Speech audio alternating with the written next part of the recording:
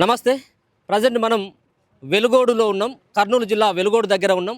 మొన్న జరిగినటువంటి సమ్మక్క సారలమ్మ జాతరలో కోవబాను సంబంధించినటువంటి అంశం ఏదైతే ఇష్యూ ఉందో ఆ ఇష్యూ దగ్గరికి వచ్చినటువంటి ఇష్యూ జరిగినటువంటి ఏదైతే సమ్మక్క సారలక్క జాతర దగ్గర జరిగినటువంటి ఇష్యూ తర్వాత పెద్ద ఎత్తున ఈ వెలుగోడుకి చాలామంది రావడం జరుగుతూ ఉన్నది. సో ఇదంతా కూడా ఒక కోలాహలమైనటువంటి వాతావరణం కనబడుతూ ఉంది. సో ఇదంతా కూడా వలి ఆ యొక్క మేడారం జాతరలో 10 రూపాయలకు ఒక బన్ను అమ్ముకుంటున్నటువంటి కోవా బన్ను అమ్ముకుంటున్నటువంటి వ్యక్తి ఎవరైతే ఉన్నారో ఆయనతో పాటు జావీద్ అనేటువంటి వ్యక్తి సైతం కూడా ఈ వెలుగోడుకు మండలానికి సంబంధించినటువంటి వ్యక్తులు వాళ్ళ ఊరు దగ్గర కూడా మనం ఉండడం జరిగింది. ఇక్కడ చూసుకోవచ్చు ప్రజెంట్ ఇక్కడ ఒక కోలాహలమైనటువంటి వాతావరణం కనబడతా ఉన్నది. మరో పక్కన వీళ్ళంతా కూడా ఇక్కడ నుంచి తీసుకుపోతా ఉన్నారు. ఒక్కసారి కిందికని ఒకసారి కిందికని ఇదంతా కూడా కోవా ఇక్కడ నుంచి వాళ్ళు తీసుకుపోయేదానికి రావడం జరుగుతూ ఉన్నది. వీళ్ళు కేజీల లెక్క అనుకుంటా నాకు తెలిసి. సో అందుకని చెప్పేసి ఆ త్రాసు ఉంది. ఇదంతా కూడా కోవా, ఇదంతా కూడా ఏదైతే ఇప్పుడు ఆ బండ్లో కోవా బండ్లో పెట్టేటువంటిది కోవా అయితే ఏదైతే ఉంటుందో ఇదే కోవా. ఈ కోవానే దాంట్లో పెట్టి 10 రూపాయలకు ఒకటి అమ్ముతూ ఉంటారు. ఇక్కడ నుంచి చాలామంది 25 కుటుంబాలు ఇక్కడ ఆధారపడి బతుకుతున్నటువంటి కుటుంబాలు ఉన్నాయి. ఆ కుటుంబాలకు వాళ్ళు చేసేటువంటి మేకింగ్ చేసేటువంటి దగ్గర నుంచి వీళ్ళంతా కూడా తీసుకొని వెళ్ళి వీళ్ళ ఒక స్వీట్ షాప్లో కానీ వీళ్ళ సంబంధించినటువంటి ఆయా షాపులలో అమ్ముకునేటువంటి పరిస్థితి కనబడుతూ ఉంటుంది. సో ఇది అక్కడ కూడా చూసుకోవచ్చు. చిన్న పెద్ద కావచ్చు, ఇక్కడ చుట్టుపక్కల సంబంధించినటువంటి వాళ్ళతో పాటు పక్కన ఉన్నటువంటి రాష్ట్రాల నుంచి, అంటే ఒక పక్కన తెలంగాణ కావచ్చు, ఇటు ఆంధ్రాలో ఉన్నటువంటి పలు జిల్లాలకు వెళ్ళి చాలామంది వలికి మద్దతు పలికేందుకు చాలామంది రావడం జరుగుతూ ఉన్నది.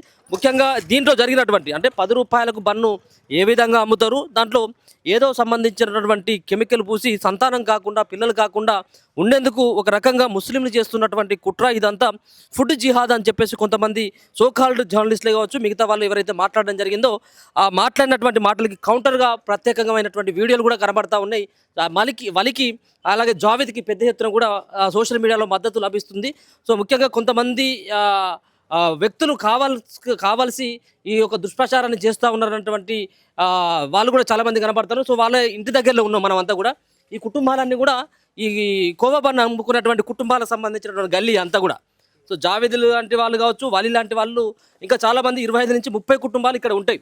సో వీళ్ళందరూ కూడా ముస్లింలే కాదనట్లేము. ఇక్కడ కొంతమంది ఈ ముస్లింలు చేసేటువంటి ఏదైతే ఉందో ఈ కోవా ఏదైతే ఉందో, సో ఈ కోవానంతా కూడా హిందువులు కూడా తీసుకుని పోయి అమ్మేటువంటి పరిస్థితి ఉంటుంది. ఇది ఎగ్జాక్ట్లీగా ఇది వలి వాళ్ళ ఇల్లు, ఇది వలి ఉండేటువంటి ఇల్లు, ఇది అంతా కూడా ఓకే వలి ఉండేటువంటి ఇల్లు ఇది. వలి వల్ల ఫాదర్ ఈయనే వాళ్ళ కొడుకులకు కానీ వాళ్ళ ఇక్కడ ఉన్నటువంటి చుట్టుపక్కల కొంతమందికి నేర్పించడం కూడా జరిగింది. అంటే బిజినెస్ ఏంటిది, వ్యవహారం ఏంటిది అన్నటువంటిది కూడా ఈయన నేర్పించడం జరిగింది. ఒక్కసారి వలి వల్ల ఇల్లు కూడా చూద్దాం, వలి ఇల్లు కూడా చూద్దాం. సో నిజంగా కూడా ఒక చాలా బాధాకరమైనటువంటి సంఘటన. కుటుంబం అంతా కూడా పాపం ఈ యొక్క సంఘటనతో చాలా ఇబ్బంది పడిపోయింది. ఉందని లైట్ ఉందని ఇలా ఒక్కసారి ఏదా. సో ఇది వలి కుటుంబం ఉండేటువంటి ఇల్లు. ఎంతమంది ఉంటారు అన్న ఇలా? 4 ఉంటారు ఇలా. ఇది చిన్న బెడ్రూమ్ లాగా కనబడతా ఉన్నది. సో చిన్న ఇల్లు ఇదంతా కూడా. దీంట్లోనే వాళ్ళు ఉండేది. అంటే ఇది సంతానం కాకుండా కానుపు కాకుండా 10 రూపాయలకు అమ్మి ఏదో సొమ్ము చేసుకుంటారు, దీని వెనకాల పెద్ద కుట్ర ఉన్నదని చెప్పేసి అంటూ ఉంటారు కదా. మరి పెద్ద కుట్ర ఉంటే ఏది మరి వీళ్ళు సంపాదించింది ఏమైనా కనబడుతుంది? 2 మంచాలు కూడా పట్టాయి సరిగ్గా.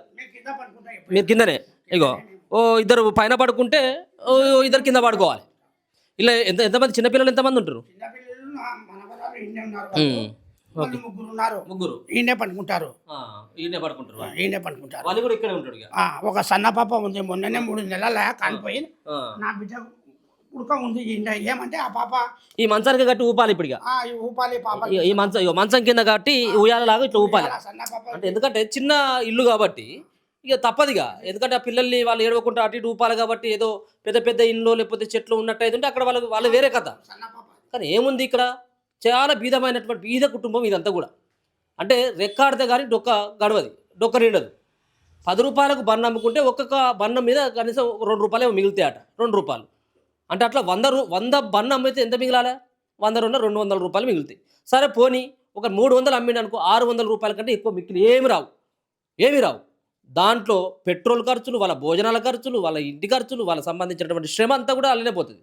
సో అటువంటి వ్యక్తులను పట్టుకొని ఇలా దేశద్రోహులు, ఉగ్రవాదులతో సంబంధాలు ఉన్నాయి, వీళ్ళు కాన్పులు కాకుండా కుట్రలు చేస్తూ ఉన్నారు. మీరు హిందూ దేవుల దగ్గరికి ముస్లింలు ఎట్లొచ్చి అమ్ముతారు? ఏ విధమైనటువంటి ప్రశ్నలు అడగాలో కూడా వాళ్ళకు తెలియనటువంటి స్థితిలో కొంతమంది ఉన్నారంటే మనకి దాన్ని మనం ఏ విధంగా క్వశ్చన్ చేయాలో మనం తెలంగాణ సమాజమే కాదు యావత్తు దేశ సమాజం కూడా దీని పట్ల ఆలోచించాలి. సో ఒక పక్కన చాలా సమస్యలు ఉన్నాయి, దేశంలో సమస్యలు ఉన్నాయి, రాష్ట్రంలో సమస్యలు ఉన్నాయి, చాలా హోటల్స్లలో జరుగుతున్నటువంటి వ్యవహారం ఉంది. పక్క రాష్ట్రం నుంచి వచ్చినటువంటి మార్వాడి షాపులలో కుళ్ళిపోయినటువంటి స్వీట్స్ కనబడతా ఉన్నాయి. దానికి ఎక్కడ ఎక్స్పైరీ ఉండదు, దానికి ఎక్కడ కూడా వాటి నాణ్యత ఉండదు, పాచిపోయినాయి, ఖరాబ్ అయిపోయినాయి. అవి కస్టమర్లకు పెట్టినా కానీ ఏంటిదని చెప్పేసి అడిగేటోడు లేడు. రాజకీయాల్లో రకరకాలైనటువంటి సమస్యలు ఉన్నాయి, వాటిపైన దృష్టి సారించేటోళ్ళు లేరు. కానీ చిట్ట చివరికి మతాల మధ్యలో కులాల మధ్యలో చిచ్చులు పెట్టేందుకు కొంతమంది వ్యక్తులు శక్తుల రూపంలో అవతరించి ఇలా దేశంలో చిచ్చు పెట్టాలి మతాల మధ్యలో అన్నటువంటి ఒక భారీ కుట్రకు తెరలేపినట్టుగా దీని పట్ల చాలామంది అదే అభిప్రాయాన్ని వ్యక్తం చేస్తూ ఉన్నారు. ప్రజా సంఘాలు వ్యతిరేకిస్తున్నాయి. చాలామంది హిందువులు సైతం కూడా ఈ సంఘటన పట్ల స్పందించడం జరుగుతూ ఉన్నది. అమాయకమైనటువంటి ఒక వలిని ఇలా బలి పశువుని చేసి ఆయన పొట్ట మీద కొట్టేటువంటి ప్రయత్నం, ఆయన కుటుంబాన్ని దెబ్బతీయేటువంటి ప్రయత్నం, ఆయన పైన ఒక ఉగ్రవాదిగా ముద్ర వేసేటువంటి ప్రయత్నం చేస్తున్నారు. ఇలా ఇది సరైనటువంటి విధానం కాదు, ఇది రేపు దేశానికే ప్రమాదం అంటూ చాలామంది కామెంట్లు చేస్తూ ఉన్నారు. ఏమర్థమవుతూ ఉన్నది? ఈ ఇల్లును చూస్తే ఏమర్థమవుతున్నది? వాళ్ళు ఉన్నటువంటి వాళ్ళ కుటుంబాన్ని చూస్తే ఏమర్థమవుతున్నది? చాలా చిన్న కుటుంబం. ఆయన మాట్లాడుతూ ఉంటే ఆ మాటలు కావచ్చు, నేనే మాట్లాడితే ఆయనకు సరిగ్గా మాటలు కూడా రావట్లేదు, ఆయనకు మాటలు రావట్లేదు. ఎందుకంటే ఆయన టెన్షన్గా ఫీల్ అవుతూ ఉన్నాడు, చాలా అమాయకంగా ఉన్నాడు. ఎవరైనా చిన్న బెదిరిస్తే ఆడ ఉన్నటువంటి ఆయన బండి కూడా వదిలిపెట్టేటువంటి ఆ పరిస్థితులు ఉన్నాడు. అంత అమాయకంగా ఉన్నాడు ఆయన. కేవలం నేను అనుకున్నాను కదా, సో అంతమంది మధ్యలో ఆయన అంత అమాయకంగా అంటే కొంత వాళ్ళందరిని చూసి భయపడ్డాడు కావచ్చు బాగా అని నేను అనుకున్నా. కానీ నిజంగా కూడా ఆయన బయట కూడా ఇప్పుడు ఆయనకు నేను మద్దతు తెలపడం, ఇంకొంతమంది మద్దతు తెలపడానికి వచ్చినా కానీ ఆయన ఫేస్ అట్లనే ఉంది, పాపం అమాయకంగా ఉన్నది, ఏమీ తెలియదు ఆయనకు. అటువంటి వ్యక్తి ఏదో జరుగుతున్నటువంటి ఆ జాతరలో ఓ ₹4 వస్తాయి కావచ్చు, అది నా భార్య పిల్లలకు పెట్టుకోవచ్చు, నా కుటుంబాన్ని పోషించుకోవచ్చు, నా తల్లిదండ్రులు కొంత ఆసర అవుతుందని చెప్పేసి వెళ్ళినటువంటి వ్యక్తిని ఇలా దేశద్రోహానికి ముడిగట్టిన తర్వాత ఇలా సమాజం ఎక్కడికి పోతుంది?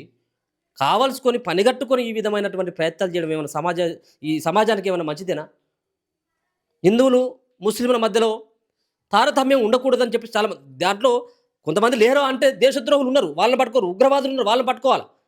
కానీ ఇలా దేశం అంటే గౌరవించేటువంటి వాళ్ళని నేను ఇంతకుముందు ఒక క్వశ్చన్ అడిగిన, నేను వాళ్ళని అడిగితే మళ్ళీ నువ్వు సమ్మక్క జాతరకు వస్తావా, నీ అమ్ముడు పోవాలి, నీ బన్న అంతా కూడా అమ్ముడు పోవాలని సమ్మక్క తల్లిని ఏమైనా మొక్కుకున్నావా అంటే ఒకటే మాట చెప్పిండు. నిజంగా ఆయన మాట్లాడినటువంటి ఒక 2-3 మాటలకి నా కళ్ళ మీద నీళ్ళు వచ్చినాయి. ఎందుకు అంటే ఒకటేమో నీ సమ్మక్క జాతరలో సమ్మక్క తల్లిని నేను కోరుకున్నా కూడా నేను నా బన్న అమ్ముడు పోవాలనేది. ఇక రెండో అంశం ఏమని చెప్పిండంటే, నీకు ఇన్ని రకాల ప్రశ్నలు వేసినప్పుడు మరి వాళ్ళని ఏమైనా క్షమాపణ అడుగుతావా అని చెప్పేసి అంటే, నాకు వాళ్ళ క్షమాపణ అవసరం లేదు సార్, నా బిజినెస్ నడిస్తే చాలని చెప్పేసి అన్నాడు. మూడోది, మళ్ళీ సమ్మక్క జాతరకు వచ్చి నువ్వు బిజినెస్ చేస్తావంటే 100% నేను సమ్మక్క జాతరకు వస్తాను, నేను నా బిజినెస్ ఎక్కడుంటే అక్కడికి వెళ్తాను అన్నటువంటి ఒక ముచ్చట చెప్పడం జరిగింది. చాలా నిజంగా కూడా ఆ ధైర్యంగా ఆ మాట చెప్పడం జరిగింది. సో ఇది మొత్తానికి వలికి సంబంధించినటువంటి ఇల్లు. సో నేను ఆ ఇల్లును కూడా చూపెట్టేటువంటి ప్రయత్నం కోసమే నేను హైదరాబాద్ నుంచి వెలుగోడు, సో కర్నూలు జిల్లాలో ఉన్నటువంటి వెలుగోడుకి నేను ఇక్కడికి రావడం జరిగింది. సో నేను కూడా చాలా వీడియోలు చేయడం జరిగింది. కానీ నేను స్టూడియోలో కూర్చొని లేకపోతుంటే కొంతమంది ఇంటర్వ్యూలతో ఇది సరైనటువంటిది కాదు, ఖచ్చితంగా ఇంటికి వెళ్ళాల్సిందే, వాళ్ళతో మాట్లాడాల్సిందే అన్నటువంటి ఉద్దేశంతో నేను ఇక్కడికి రావడం జరిగింది. ఇగో చూసుకోవచ్చు, వీళ్ళ ఇంట్లో ఉన్నటువంటి ఏమైనా కనబడుతున్నాయా? ఇగో ఇంకా మళ్ళీ ఈడ కూడా కనబడుతుంది, ఇగో బ్రెడ్ బన్ను కనబడుతుందిగా, బన్ను కనబడుతూ ఉన్నది. ఇగో ఇదే బన్ను ఈ ఇంట్లో కూడా ఇంకా కనబడుతుంది. ఎందుకంటే ఈ కుటుంబం బిజినెస్ ఇది కాబట్టి ఇంట్లో ఎక్కడ చూసినా బన్నో లేకపోతుంటే వాళ్ళు మేకింగ్ చేసినటువంటి కోవానో కనబడుతుంది. సో ఇది ఇక దాని తర్వాత వాళ్ళు ప్రిపేర్ చేసినటువంటి కోవా ఒకసారి చూడు లాంగ్ తీసుకో,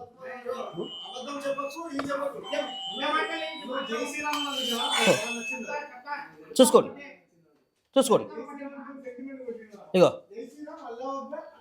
చూసినావు కదా, ఇగో ఇది వాళ్ళ ఇంట్లో కనబడ్డటువంటి ఈ కోవా. సో ఇది మాత్రమే ఈ ఇంట్లో, దీనిపైన మాత్రమే ఆధారపడి వీళ్ళు బతుకుతున్నటువంటి చిన్న కుటుంబం. వీళ్ళ వలి సంబంధించినటువంటి వాళ్ళ చెల్ల పిల్లలేమో వాళ్ళ అక్క పిల్లలేమో మళ్ళీ ఈయనే పోషించాలి. నువ్వేమవుతావు తల్లి?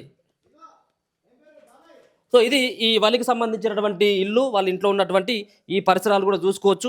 సో నేను ఇక్కడనే వాళ్ళ ఇంటి ముందటనే పొయ్యి పెట్టి ఈ వ్యవహారం అంతా కూడా నడిపిస్తూ ఉంటాడు.